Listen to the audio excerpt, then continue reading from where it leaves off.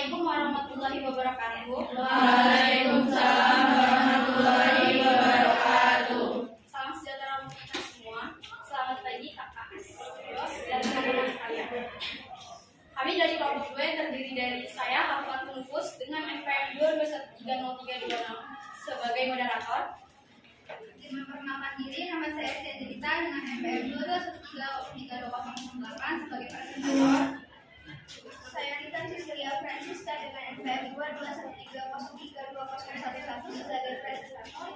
Saya Nuraini Fitriana dengan NPM 22130320109. Saya Metosari dengan NPM 2213 Saya Muhammad Fitri NPM 2213.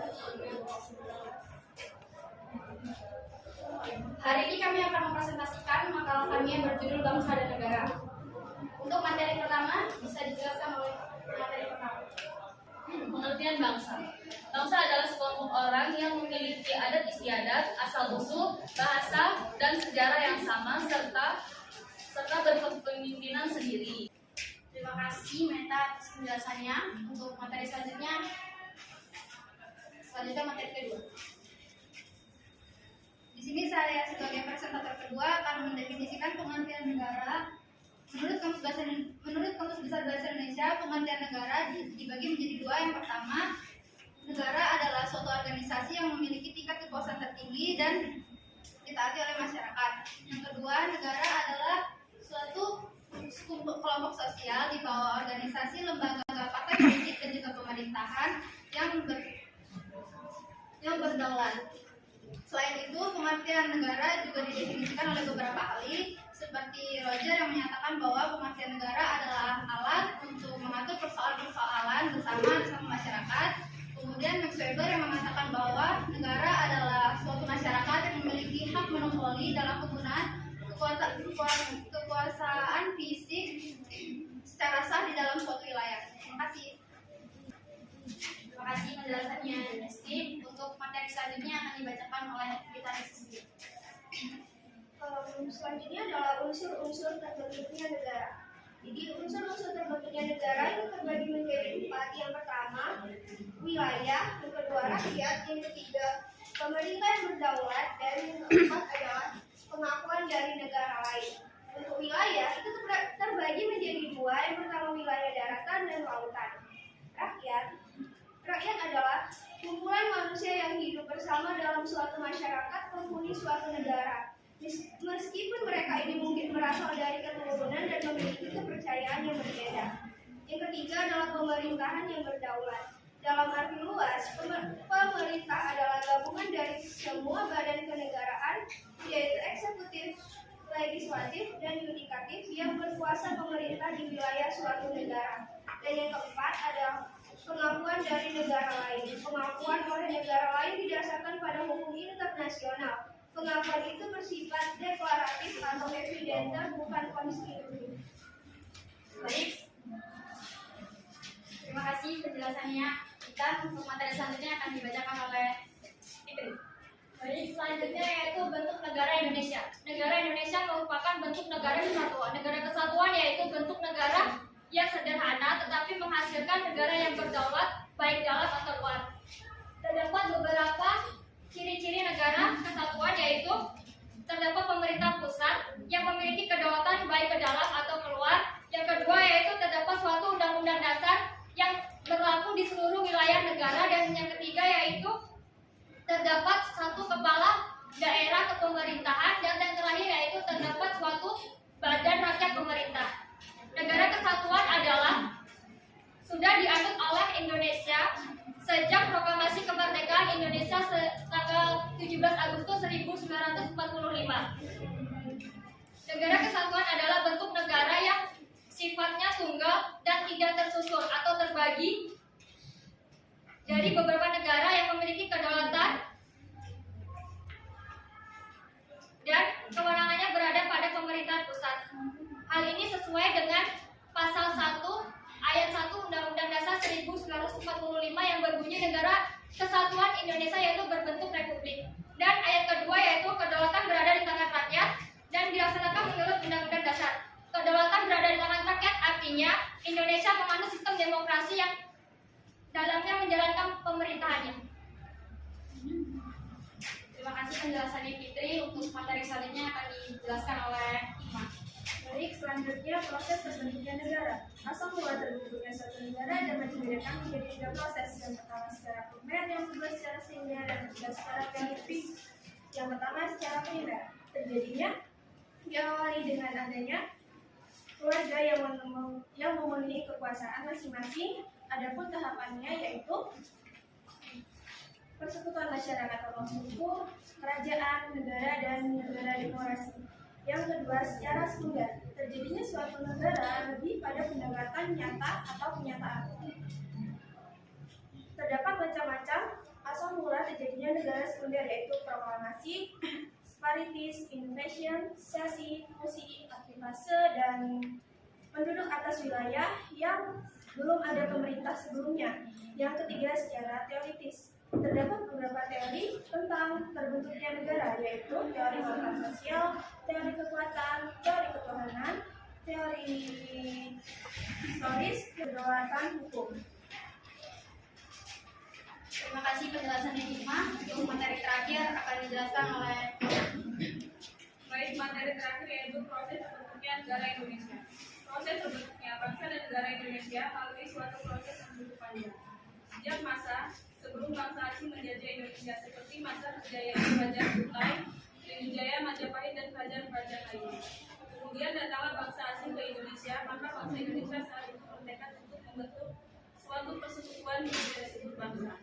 Sebagai unsur pokok negara melalui Sumpah Pemuda pada tanggal 28 Oktober 1928. Prinsip-prinsip negara Indonesia dapat dikaji melalui makna yang terkandung dalam pembukaan Undang-Undang Dasar 1945. Kita dapat mempelajari serta menelaah dokumen kenegaraan Indonesia. Di antaranya adalah pembukaan Undang-Undang Dasar 1945, terutama pada alinea 1 sampai 3, yang dapat dijelaskan sebagai berikut. Alinea 1 menjelaskan tentang latar belakang terbentuknya negara dan bangsa Indonesia. Alinea 3 menjelaskan tentang kedudukan kodrat manusia Indonesia sebagai bangsa yang religius. Baik, sekian penjelasan dari kami. Jika ada yang ditanyakan, kami persilakan. Dari materi yang sudah dijelaskan tadi mengenai bangsa dan negara, saya ingin bertanya, apa sih bedanya antara bangsa dan negara? Sekian, terima kasih. Baik, sebelumnya izin memperkenalkan diri, saya Aisyah Sucining Group, NPM 22133024.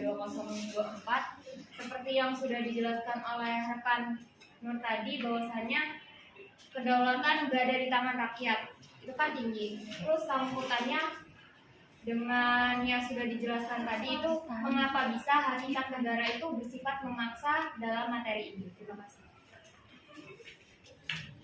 Baik, sebelumnya izin memperkenalkan diri, saya Feni Sundari dengan NPM 22133032. Izin bertanya, menjelaskan maksud dari konsep dasar wilayah kelautan. Terima kasih. Kami sedikit waktu untuk menjawabnya.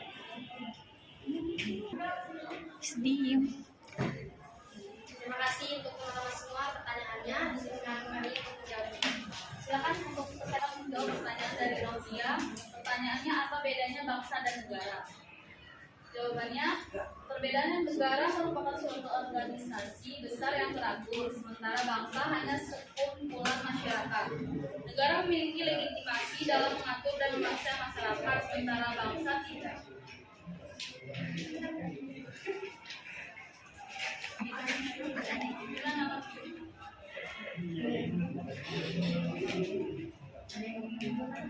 Apakah ada yang mau menambahkan? Ya.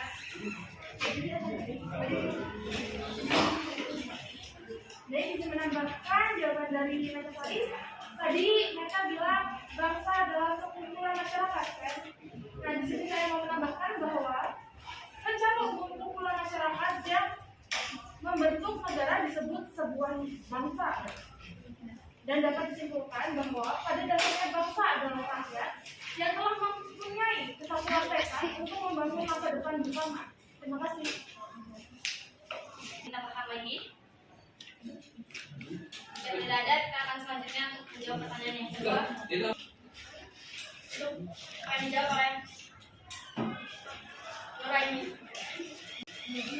Baik, tadi pertanyaan dari saudari Cia yaitu salah satu unsur terbentuknya negara adalah lautan.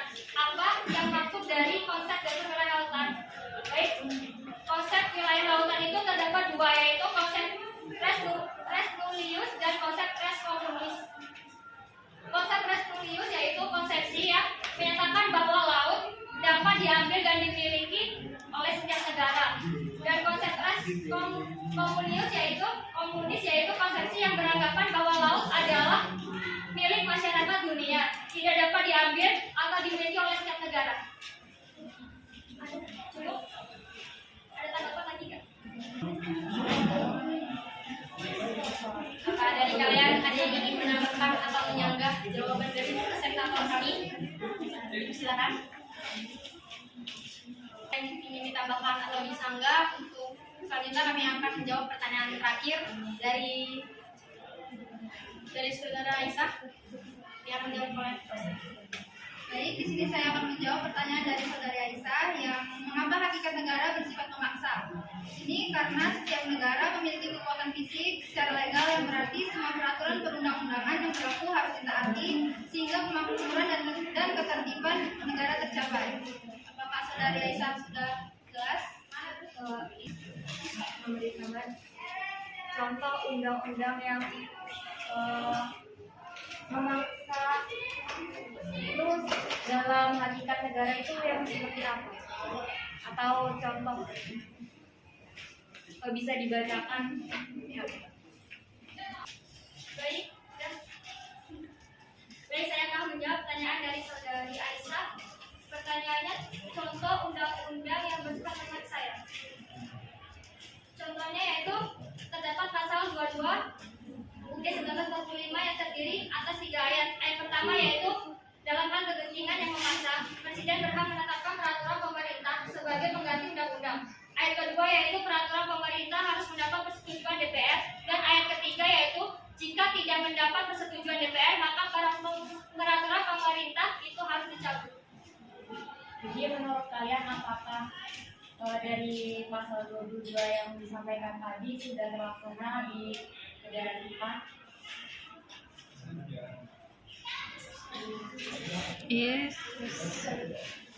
Pusing nih Pak.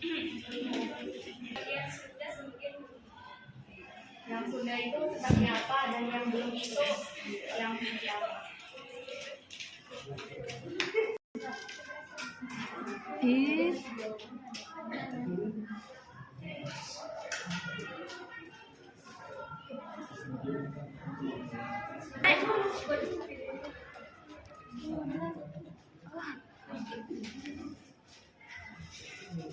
Jika ada teman-teman yang ingin menanggapi pertanyaan dari Aisyah, bisa dipersilakan. Menanggapi pertanyaan dari Aisyah tadi, bahwasannya ada yang terlaksana dan belum terlaksana. Kita ambil saja contoh dari anak anggota Ditjen Pajak RI yang sekarang ini. Bahwasannya dia sendiri ada mobil Rubicon yang dia nggak bayar pajaknya. Sedangkan kita rakyat biasa disuruh untuk bayar pajak. Padahal bapaknya sendiri adalah petinggi Ditjen Pajak RI. Itu adalah salah satu contohnya menurut saya itu. Dia kan anaknya nggak bayar pajak, sedangkan bapaknya itu petinggi pajak. Nah, sedangkan kita rakyat kecil harus membayar pajak. Pertanyaannya itu dari pasal itu yang sudah terlaksana apa dan yang belum terlaksana apa? Ya itu yang terlaksana kan kita sebagai Dan itu warga dari negara. pasal berapa? Pasal yang disebut tadi 22 ayat. Ayat berapa? 22 ayat 22 apa tadi? 22 ayat 1. Ayat 1 dan 2 dan 3. Ada 3. Di antara Iya, tapi kan pasal 22 ayat 1, 2, 3 itu dalam hal ihwal kepentingan yang memaksa, Presiden berhak menetapkan peraturan pemerintahan sebagai pengganti undang-undang. Yang kedua yaitu peraturan pemerintah itu harus mendapat persetujuan Dewan Perwakilan Rakyat. Yang ketiga, jika tidak mendapat persetujuan. Nah, pasal 1, 2, 3 ini menurut saya kurang cocok untuk disampaikan dari masalah yang aku jelaskan tadi. Terus tadi rekan Nur Hayati kan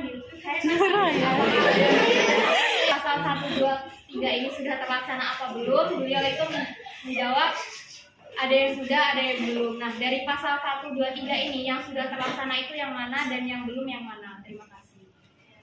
Izin menambahkan lagi, dari yang sudah saya jelaskan tadi, ternyata itu masuk ke dalam pasal 23A yang berbunyi pajak dan pungutan lain bersifat memaksa dan keperluan negara diatur oleh undang-undang. Jadi bukan yang dijelaskan Nuraini tadi. Dia masuknya ke pasal 23A. Sekian, terima kasih.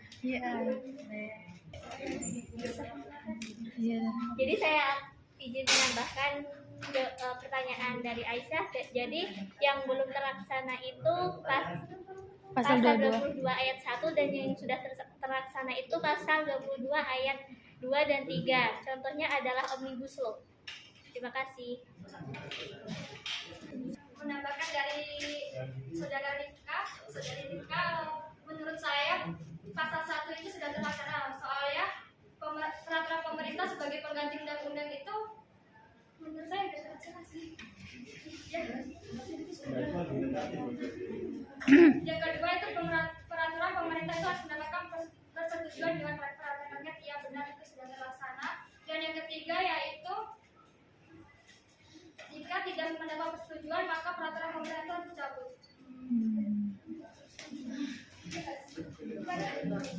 Belum sih.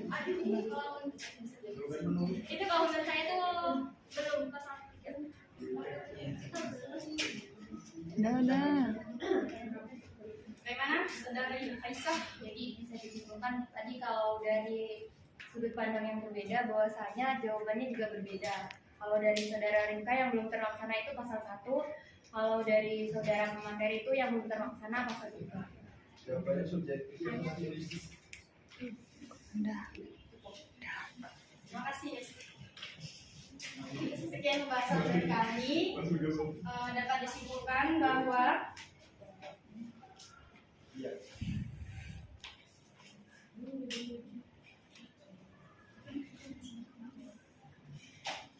konsep bangsa memiliki dua pengertian, yaitu bangsa dalam pengertian sosiologis antropolis dan bangsa dalam pengertian politis. Negara adalah suatu wilayah di permukaan bumi yang kekuasaannya baik politik, militer, ekonomi, sosial maupun budayanya diatur oleh pemerintahan yang berada di wilayah tersebut. Secara umum dalam konsep teori modern dan negara terbagi ke dalam dua bentuk, negara kesatuan dan negara serikat. Sifat negara secara umum yaitu sifatnya memaksa, memonopoli, dan sifat mencakup semua. Sekian dari kami. Terima kasih atensinya teman-teman. Kami akhiri. Wabillahi taufiq wal hidayah. Wassalamualaikum warahmatullahi wabarakatuh. Waalaikumsalam warahmatullahi wabarakatuh.